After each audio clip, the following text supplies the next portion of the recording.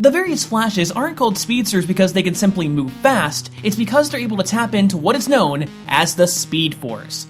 But after seeing it in the finale of the Flash TV show, lots of people seem to be confused as to what it is.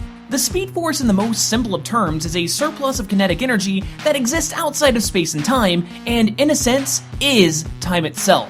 In order to help better understand the Speed Force, take a look at this map of the DC Comics multiverse. As you can see, the Speed Force transcends the 52 universes and is actually what binds them together. This means that the same force can be accessed by every single speedster in every single one of the 52 universes.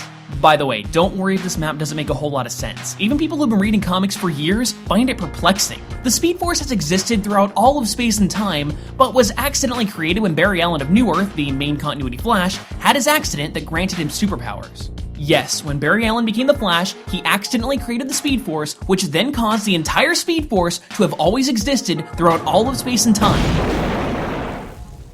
Because comics.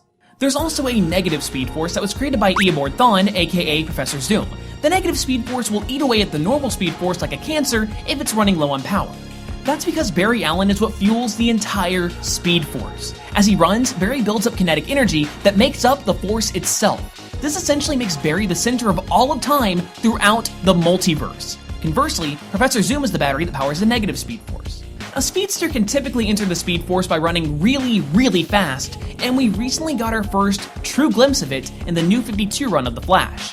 From it, we can see that the Speed Force is made up of several floating islands that pulls things and people from all across time. It's got dinosaurs, robots, flintlock pistols, and even people with freaking spears! It's awesome!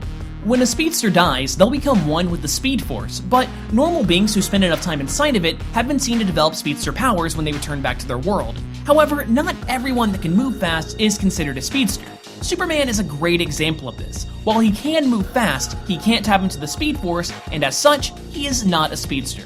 However, there's only so much energy in the Speed Force to go around. For example, Bart Allen once managed to absorb the entire force inside of him, and as a result of that, other speedsters could not use their powers. If you're wanting to learn more about the Speed Force, I'd recommend reading The Flash Rebirth and the first 3 volumes of the New 52 run of The Flash. Those are perhaps the best explanation as to what the Force is. But as always, now it's time for a vote. If you'd like to see a video on Barry Allen, then click on The Flash. But if you'd like to see a video on one of the Flash's greatest enemies, then click on Captain Cold.